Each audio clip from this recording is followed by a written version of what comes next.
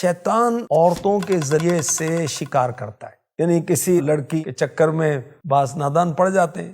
حضرت آدم علیہ السلام کا ایک بیٹا قابیل یہ عشق مجازی میں پھنسا تھا، اور عشق مجازی کی بنا پر قابیل نے حابیل کا قتل کیا۔ اس کا واقعہ قرآن پاک میں موجود ہے۔ حضرت علی رضی اللہ تعالی عنہ کو شہید کرنے والا بدبخت انسان، اس کا نام ہے ابن ملجم۔ عشق مجازی کا یہاں بھی چکر چلا۔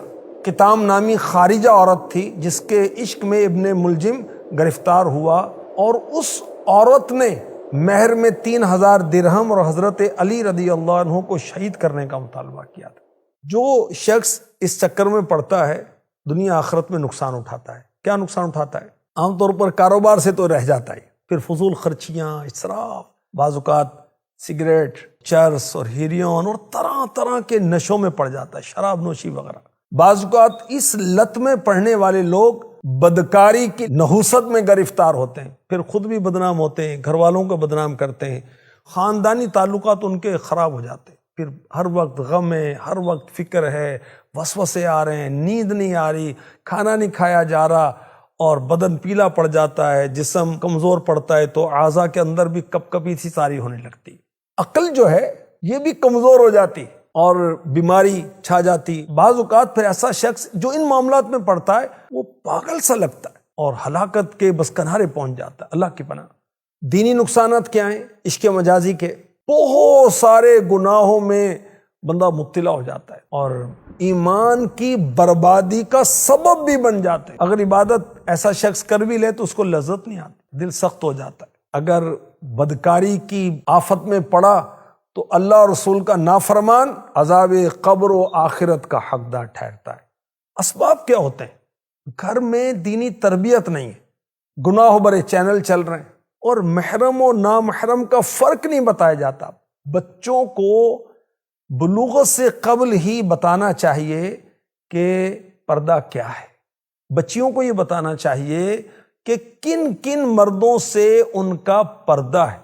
اچھا، بری صحبت مل جاتی ہے اسکول میں، کالج میں، اکیڈمی میں، ٹیوشن میں، جیم میں، اس وجہ سے بھی لت پڑ جاتی ہے۔ موبائل کا مس یوز، غلط استعمال، پھر وہ نمبر حاصل کر لیتے ہیں ایک دوسرے کا، اور پھر رابطے میں رہتے ہیں، اور پھر طرح طرح کے فحش میسیج یا فحش اشعار بھیجے جاتے ہیں، اور پھر گناہوں کا دروازہ کھلتا ہے اور تباہی کی طرف جاتے ہیں۔ توبہ استغفر اللہ۔ کو ایجوکیشن بھی اس کا ایک بڑا سبب، یاد رکھیے۔ بد نگاہی اس کا ایک بہت بڑا سبب ہے۔ امام احمد رضا خان رحمۃ اللہ تعالی علیہ فرماتے ہیں پہلے نظر بہکتی ہے، پھر دل بہکتا ہے، پھر ستر بہکتا ہے۔ اور ہمارے رب نے اپنے پاکیزہ کلام قرآن کریم میں مردوں کو اور عورتوں کو نگاہیں نیچی رکھنے کا حکم دیا ہے۔ مسلمان مردوں کو حکم دو کہ اپنی نگاہیں کچھ نیچی رکھیں، اور مسلمان عورتوں کو حکم دو کہ وہ اپنی نگاہیں کچھ نیچی رکھیں۔ حدیث قدسی میں ہے، بد نگاہی شیطان کے تیروں میں سے زہر میں بجھا ہوا ایک تیر۔ علاج کیا ہے؟ بر وقت جلد شادی کر لینا بھی عشق مجازی کا حل ہے۔ کثرت سے روزے رکھنا بھی اس کا حل ہے۔